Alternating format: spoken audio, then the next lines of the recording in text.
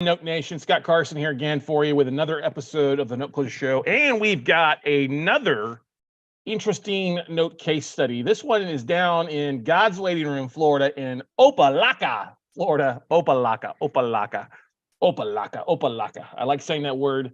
If you don't know where Opa Locka is, it is actually about midway between Miami and Fort Lauderdale, Florida. It's a little inland by Hialeah. And this is a non-performing note. It's on the same list of stuff that we've been looking at the last couple of days of stuff. And it's a good-looking property. Now, I had a little bit of difficulty finding a decent photo of the property because when you go to Google Maps, it actually pulls up. It's one of those houses where the borrowers have blurred out their photo. They've gotten Google Maps to blur out the photo. So I found a different photo of it. It's a good-looking little property. I think this is a picture of it from when it was being finished off, because it looks like the contractor's in the driveway with his ladder and stuff, and they got windows with stickers on it and stuff like that. But it's a pretty decent looking house, 4-bedroom, 3-bath, 1,800 square foot house. Fair market value is somewhere around just above $500,000. So, I mean, that's kind of normal for that size of house in that area of Florida. The unpaid balance of this one is $370, so there's quite a bit of equity. Payoff is $385, so the borrower's got $115,000 in equity, or that's not bad. They're currently 8 months behind. All right.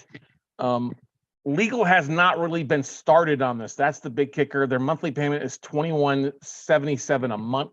That's PI, just P&I payment, no taxes and insurance on that one.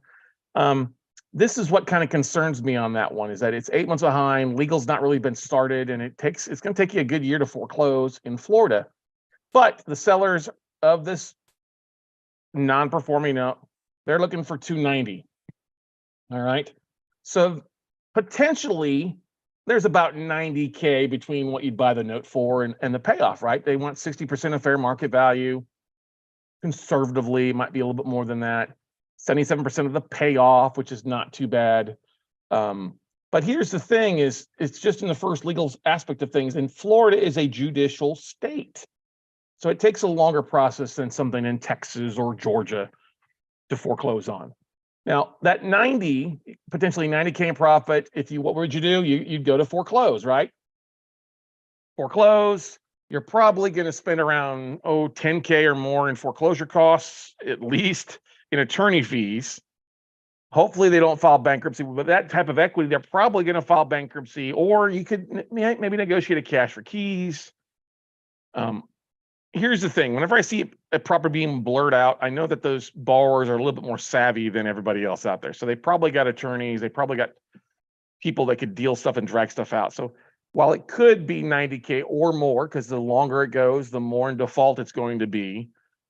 If they did come to the table and start making up payments, because they're 8 months behind, okay, that's $17,000 in back payments, roughly, give or take a little bit, right? 15, 16, 17,000. If they reinstate and start making payments, it's only a 15% ROI if they reinstate here for the first year. After that, it drops down below that. Now, it's okay. And if you take this, let's just figure this a quick math here. 2177 times 12, divide that by the 290 sales price for the note.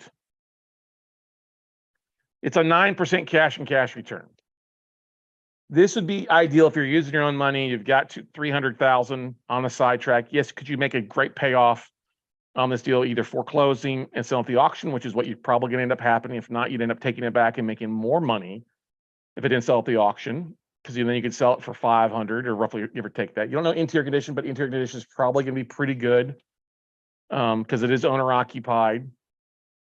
Are they going to refinance you out? Probably not. Interest rates would be higher. So you have the opportunity to do a deed in lieu cash for keys. You could do some other fun stuff with that as well. Sorry about that. My headphone fell off. Foreclosing is great. I don't think you're going to be able to modify this. Bars don't usually like to modify in higher interest rates. They probably want to do like a forbearance agreement. I wouldn't do a forbearance agreement, because then you're looking at a 9% ROI or less, because now you're 90 days in or 120 days in. Even if they file for bankruptcy and now they want to do a payment plan, well, now you're even you're not 8 months behind, you're over a year behind. And Florida's got this weird thing where they're requiring you to do arbitration with the borrowers, and then that's an extended stay of 60 to 90 days. They file bankruptcy, and they'll come back with a BK plan. Makes sense. That's delaying another 90 days. And one thing we're not talking about this is taxes and insurance. And I'm waiting to find out if there's fourth place insurance on this, or if the borrowers are still paying insurance. Taxes are paid up to date on this deal. But insurance in Florida has gotten expensive. It's gotten very harder to get. Every time I've reached out to our insurance company and asking them about, hey, can you cover a property in Florida? They're like, no, we can do it with a blanket policy. If you've got 5 or more properties with only one being in Florida, then we could squeeze into that. But individually, it gets expensive. And I have to worry about Florida because with the likes of companies like State Farm pulling out California, what's to stop them from pulling out of Florida before too long because of all the hurricanes and stuff that's going on there? So careful about this deal. The $90,000 difference between what I pay for the note and what's owed is attractive initially, but when you look at probably a year to foreclose, legal costs, insurance costs, is it worth that at that point? Would you end up with somewhere around 60 grand? Yeah, it can be worth it. You also got to worry about your money costs along the way. You're going to have an investor who's, if it does turn into a reperforming where they do reinstate the loan, same thing. Hey, buy me out of the deal, or B, just let's hang around until they pay you off. Well, they're probably not going to pay you off anytime soon. That's why the idea of foreclosing on this deal.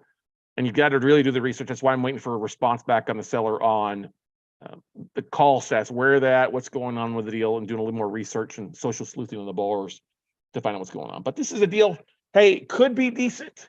It could also be very blah. So it's not necessarily a dud.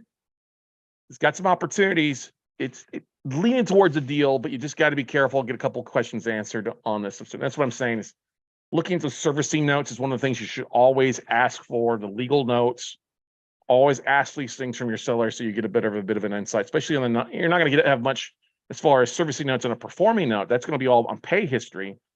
But looking at the servicing notes, what's been the interaction between the borrowers and the existing lenders or the servicing company?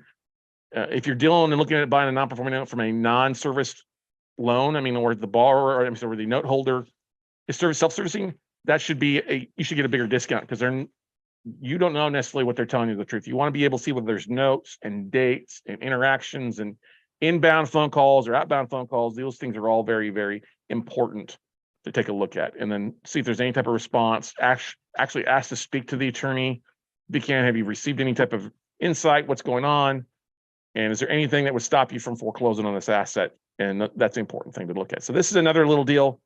Like I said, Opa Locka. Opa Locka sounds like the interest song to Guardians of the Galaxy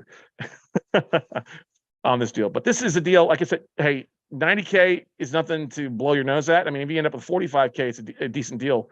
But what type of return is that going to be to an investor? Well, if it takes a year and you borrow 300 and you split it, two ways, 45 divided by $300,000 investment. That's still a fifth. Wait a second. I typed it wrong. 45 divided by 300. Still a 15% cash and cash return. So that's not so bad. I would just get somebody, hey, let's go splitsies on this deal. It's 290. Let's start an LLC. Have you fund the deal. I'll own 51. You own 49. This LLC owns the property, or it owns the note. And if we end up owning the property and taking it back, guess what? Boom.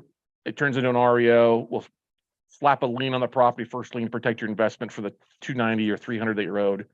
And let's get this thing sold after eviction. But you want to prep your investor on this, that, hey, you may need to go back to them for money to repair, more money for foreclosure costs, attorney fees, taxes, and some other things as well for you. So keep that in mind. But this Opa Locka deal might be a deal. It might be a dud. We just need a little bit more answers on it. But these are the kind of things to take a look at. Don't get too excited about just the equity. Look at the numbers and understand the timing is going to be different in each state as far as foreclosures, evictions, and what's going on with the borrowers too. So hopefully it was helpful. Want to learn more about how we do these types of deals, guys? Always feel free to check out our website, weclosenotes.com. We do have an upcoming class, a 3-day class live in person here in Austin, Texas, for you to learn from. Check it out at notebuyingfordummies.com. Otherwise, guys, go out and have a great day. And thank you for listening and subscribing to the podcast, and we'll see you at the top. Bye.